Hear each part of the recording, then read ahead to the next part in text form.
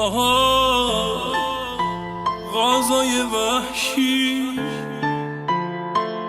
از اینجا رد بشین برین و گوشی،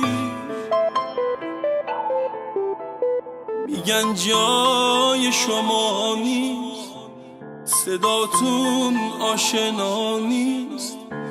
پریدن واسه چی؟ پریدن واسه چیز؟ یه نگاه به زمین کن، هرچه هست ویرانیست، هرچی هست ویرانی.